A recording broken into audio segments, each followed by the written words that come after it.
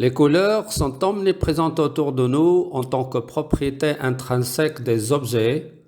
Elles sont au nombre d'environ 8 millions, mais l'œil humain en voit entre 60 000 et 80 000. Et la capacité discriminative des nuances colorées est plus grande chez les sujets qui manipulent par profession les couleurs, tels que les tapissiers, les peintres et autres. La couleur est la perception subjective qu'a l'œil d'une ou plusieurs fréquences d'ondes lumineuses. Ainsi, la lumière blanche est constituée d'un mélange de couleurs du spectre qu'on peut observer naturellement dans un arc en ciel lorsque les gouttelettes d'eau en suspension dans l'atmosphère décomposent la lumière comme le fait un prisme de verre. Un arc-en-ciel a 6 couleurs principales et non 7. En effet, le nombre est pair car chaque couleur coexiste avec sa couleur complémentaire. Il existe bien sûr une infinité de dégradés de teintes entre ces couleurs principales, comme le montre la photo. La vision humaine provient de la rétine de l'œil qui est tapissée de cellules photosensibles de 2 types, les cônes et les bâtonnets. Les cônes réagissent à 3 ondes du spectre visible centrées sur les couleurs rouge, verte et bleue. C'est à partir de l'importance de ces 3 couleurs dites primaires, c'est-à-dire le rouge, le vert et le bleu, qu'une gamme importante de couleurs est reconstituée par notre cerveau.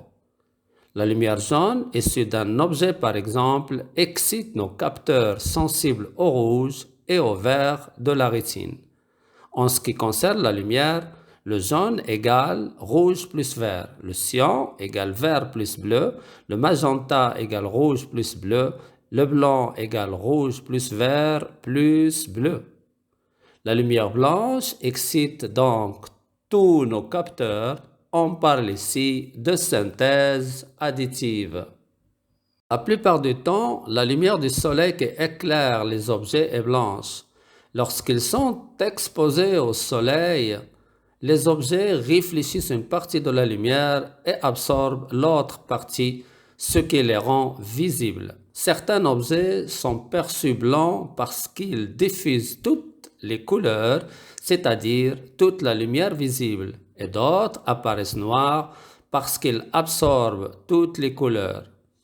Quant aux objets rouges, par exemple, ils absorbent les autres couleurs composant la lumière blanche, c'est-à-dire le bleu plus le vert ou le cyan. Le cyan correspond à la couleur complémentaire du rouge, puisque le rouge plus le cyan égale la lumière blanche, et ainsi de suite. La couleur propre d'un objet est celle qu'on lui donne lorsqu'il est éclairé en lumière blanche. La couleur apparente des objets dépend généralement de la couleur de la lumière qui les illumine. La rose apparaît rouge car elle absorbe les autres couleurs qui composent la lumière blanche, c'est-à-dire le bleu plus le vert. Cette rose paraît noire avec un éclairage bleu ou vert, puisque ni la lumière verte ni la lumière bleue ne contiennent de composantes rouges.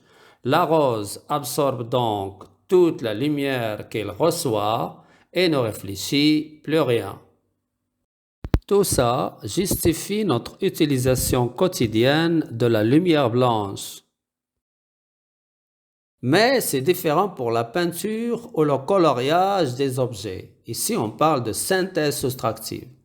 Les couleurs principales ou primaires en synthèse soustractive utilisées en dessin en impression sont le cyan, le magenta et le jaune, qui sont des couleurs secondaires en synthèse additive. En combinant ces encres colorées, des peintures et des pigments, on peut reproduire toutes les couleurs. Pour avoir du blanc, nous avons besoin d'encre blanche. Concernant les pigments, le vert égale cyan plus jaune, le rouge égale magenta plus jaune, le bleu égale cyan plus magenta, le noir égale cyan plus jaune plus magenta. Pour plus de détails, Les couleurs complémentaires se renforcent mutuellement et se mettent en valeur ensemble. Chaque couleur accentue l'autre. Une couleur chaude est complétée par une couleur froide et vice-versa. Par exemple, le rouge est plus intense s'il est juxtaposé au vert, etc. Voici ce qui apparaît sur le cercle chromatique où chaque couleur est diamétralement opposée à sa couleur complémentaire. Ceci, qu'il s'agisse du modèle traditionnel RYB ou du modèle RVB qui correspond à la synthèse additive. La juxtaposition des couleurs complémentaires qui crée un fort contraste de couleurs apparaît également dans la nature, pour les fleurs, les oiseaux et autres. Le cerveau distingue les couleurs en fonction du milieu environnant, ce qui se traduit par des illusions de couleurs ou des illusions d'optique. Nous mentionnons par exemple le phénomène du contraste simultané. Dans ce cas, les deux carrés orange au centre sont identiques. Ils ont le même ton de couleur. Cependant, ils seront perçus différemment lorsqu'ils sont entourés par des couleurs très différentes. Dans ce deuxième exemple du phénomène de l'assimilation chromatique, on observe un contraste de fond rouge des carrés en fonction des rayures bleues ou oranges qui les recouvrent. Dans ce troisième exemple d'illusion d'optique, on voit l'apparition d'un dégradé de couleur, ici pour la couleur orange, ce qui n'existe pas réellement. Dans cet exemple, on a une coloration inattendue des ronds gris placés aux intersections des lignes roses. Voici une autre illusion d'optique. Il s'agit de l'apparition de mouvements ou de rotations imaginaires des cercles. Voyons à présent le phénomène du contraste successif. En observant une couleur donnée, notre œil exige en même temps la présence de sa couleur complémentaire, sinon il la crée lui-même. Ainsi, si nous fixons du regard le centre du disque vert pendant environ 30 secondes, puis nous déplaçons rapidement notre regard vers la croix de droite, nous verrons, ou plutôt nous imaginons, un disque de couleur magenta en face de nos yeux. Quelle est l'explication de cette illusion de couleur? En contemplant le disque vert pendant une longue période, les cellules rétiniennes sensibles au vert ou certaines cônes se fatiguent. En se concentrant sur la croix de droite, c'est-à-dire la surface blanche qui l'entoure, la perception ne peut plus se faire qu'avec les cônes encore valides, c'est-à-dire les cônes sensibles au bleu et au rouge. Il en résulte des informations tronquées qui arrivent au cerveau. Au lieu de voir le blanc voulu, on voit, ou plutôt on imagine, du magenta, le magenta étant la couleur complémentaire du vert, qui est égale au bleu plus rouge. Le même phénomène se produit si nous regardons fixement le disque gris pendant 30 secondes. Puis nous regardons attentivement la croix de droite. Nous verrons, ou plutôt nous imaginons, un disque qui prend la couleur rouge ou la couleur du contour en face de nos yeux. Quelle est l'explication de cette illusion de couleur? Après projection successive sur la croix de droite, il y a induction agoniste sur le gris de l'environnement rouge. L'image du gris tombe sur des régions rétiniennes portant l'empreinte du fond rouge. La couleur de l'ombre. Si la lumière a une couleur donnée, l'ombre portée aura la couleur complémentaire de la lumière d'origine. L'ombre d'un objet en présence de la lumière rouge est cyan Elle est magenta pour la lumière verte et jaune pour la lumière bleue. La véritable couleur du soleil est le blanc, mais le soleil nous paraît rouge au lever ou au coucher et jaune en milieu de journée. Puisque l'atmosphère gazeuse absorbe la couleur bleue, laissant derrière elle la même couleur pour le ciel et la couleur jaune pour la lumière du soleil qui atteint la terre. Sachant que le blanc moins le bleu égale rouge plus vert égale jaune, ce qui explique la couleur bleue de l'ambre ou la couleur complémentaire du jaune. Tout être humain a un mécanisme inné ou horloge biologique pour contrôler ses activités physiologiques qui changent selon des rythmes journaliers ou circadiens et saisonniers. La lumière du soleil ou la lumière du jour régule notre horloge biologique. Sur la base des informations colorées reçues par l'œil, le cerveau sécrète des hormones de l'activité et du bien-être pendant la journée, comme la sérotonine, encore appelée hormone du bonheur, et les hormones du sommeil la nuit, comme la mélatonine. Une dérégulation de l'horloge biologique entraîne la survenue de plusieurs maladies. Ainsi, les couleurs du spectre visible nous donnent une énergie positive et soignent de nombreuses maladies dans ce qu'on appelle la chromothérapie. Exemple, la couleur rouge est utilisée contre l'eczéma, les brûlures, les coups de soleil et la rougeole.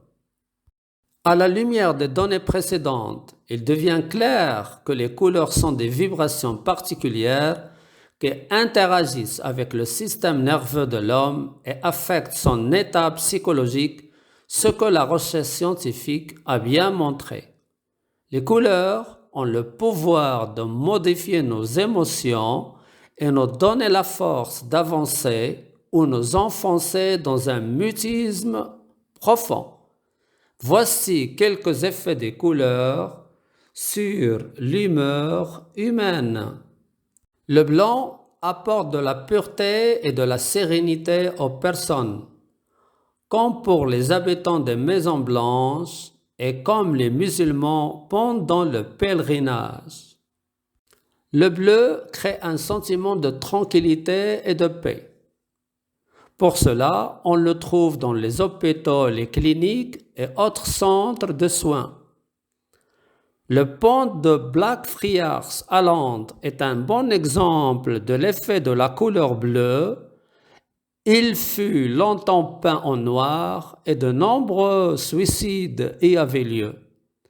Une fois repeint en bleu-vert, les suicides diminuent de 34%. Le gris donne un sentiment de tristesse. Dans les pays nordiques, le suicide est favorisé considérablement par l'hiver sombre. Aussi, les gens restent à l'écart des rivières polluées. Le noir indique la dureté et le pessimisme. Ainsi, les gens ont peur du noir et évitent de peindre les chambres avec la même couleur. La couleur marron donne une sensation de confort et de bien-être, comme dans certaines salles de repos dans un bain populaire marocain et dans certains salons de thé. Le rouge est associé à la force et l'appétit. Il est à éviter pour les personnes insomniaques et énervées. Le rouge est souvent utilisé dans les restaurants pour ouvrir l'appétit, comme les restaurants chinois et les pizzerias. Les pistes d'athlétisme sont presque toujours rouges. L'orange exprime la convivialité et l'amour, comme dans certains clubs sportifs et comme dans la nature entre les fleurs. Le jaune évoque la gaieté, la chaleur et la concentration. Ainsi, le coucher du soleil sur les dunes attire les touristes. Un champ de blé mûr par une journée d'été ensoleillée rend les agriculteurs heureux. Le vert est la couleur de l'apaisement et l'anti-stress. Ainsi, les gens fréquentent les espaces verts pour la paix, l'optimisme et la vitalité. Le vert dans la maison est utilisé pour évoquer la nature. Le violet est associé à la méditation, à la sérénité et à la spiritualité. Comme dans les avions de l'Air India ou comme dans les champs de lavande sous un ciel violet. Si les couleurs ont une influence importante sur notre humeur, notre comportement et nos envies, elles reflètent également certains profils de notre personnalité selon les couleurs préférées. En effet, la perception des couleurs est liée à la nature humaine qui est incarnée dans les goûts et le mode de vie.